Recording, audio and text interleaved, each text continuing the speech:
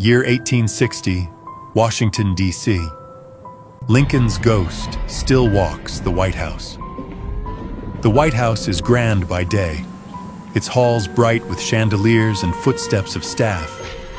But when the sun sinks and silence gathers, it becomes something else. The long corridors seem to lengthen, the shadows seem to thicken, and in those late hours, presidents and guests alike have felt an unseen presence trailing just behind them. They say it is not imagination. They say it is Abraham Lincoln, the man who led a fractured nation, still walking the house he never truly left. The first whispers came not long after his death in 1865. Servants claimed they saw his tall figure in the upstairs windows, standing with his hands folded behind his back, gazing out toward the Potomac, as if still carrying the weight of the Union. His steps were heard pacing the floorboards of the Lincoln bedroom, though no one dared to open the door. Soon, it was not just staff who noticed. Guests of the presidency, even world leaders, spoke of a presence that chilled the air. In the 1940s, Queen Wilhelmina of the Netherlands, staying as a guest, answered a knock at her door in the middle of the night. When she opened it, she claimed Lincoln himself stood before her, solemn and silent, until he faded into nothing. Winston Churchill, after a long bath and cigar, stepped into the room wrapped in a towel, only to find Lincoln leaning by the fireplace. The British Prime Minister, startled, muttered a greeting, "Good evening, Mr. President," and the ghost vanished. Eleanor Roosevelt herself confessed she often felt his presence when she worked late into the night in the Lincoln bedroom, saying she could sense him watching over her shoulder, as if ensuring the work of the nation never paused. Why Lincoln?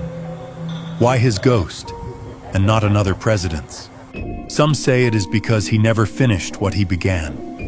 His life was ended by violence in Ford's Theater, a bullet cutting short the burden he bore. His vision for the country remained unfinished, and his spirit, tied to duty, could not rest. Others believe it is his grief that binds him here. During his presidency, Lincoln mourned the loss of his beloved son Willie, who died at just 11 years old in the White House itself.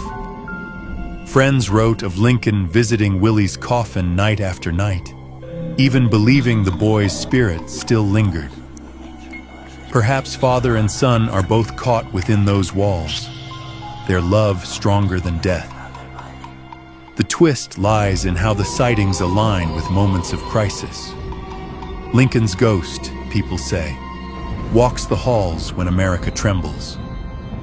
During World War II, he was seen more than ever. His figure reported near the East Room where his body once lay in state. Guards and staff admitted they heard knocks at the door, a tall shadow slipping across the carpet, the air freezing in his wake. And so the legend endures. The White House may change hands, its rooms redecorated and its politics reshaped, but Lincoln remains, not in paintings or marble, but in the heavy quiet of midnight, when a tall shadow in a black suit pauses by the window and stares out at a nation he cannot seem to leave. Some say it is a blessing, that he is still watching over America.